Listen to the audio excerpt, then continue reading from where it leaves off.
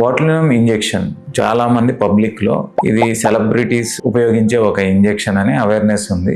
ఎక్కువగా ఏజ్ అయిన తర్వాత వాళ్ళకున్న ముడతలు తగ్గించుకోవడానికి ఒక సౌందర్య సాధనంగా ఇది ఉపయోగపడతా ఉంటది. కానీ చాలా మొండి నరాల జబ్బులకి ఈ ఇంజెక్షన్ తో మనకి ఉపశమనం పొందొచ్చు. ఎక్కువగా ఇందులో సబ్ కేటగిరీలో ఉండే నరాల జబ్బుల్లో మూమెంట్ డిజార్డర్స్ లో ఇది ఎక్కువగా ఉపయోగిస్తారు. ఇందులో మొదటిది బ్లెఫరోస్పాజం. కొంతమందికి వాళ్ళ ప్రమేయం లేకుండానే కళ్ళు మూతలు పడతా ఉంటాయి. రోడ్డు మీదకి వెళ్ళేటప్పుడు కానీ ఏదైనా బండి తోలేటప్పుడు కానీ లైట్లు పడినప్పుడు కళ్ళు గట్టిగా మూతపడతాయి. వాళ్ళు ఓపెన్ చేయాలన్నా చేయలేరు. రెండోది హెమిఫేషియల్ స్పాజం, అంటే మన ప్రమేయం లేకుండానే ఒకవైపు కన్ను మూతపడటం లేకపోతే మూతి ఒకవైపు పీకటం అనేది జరుగుతూ ఉంటది.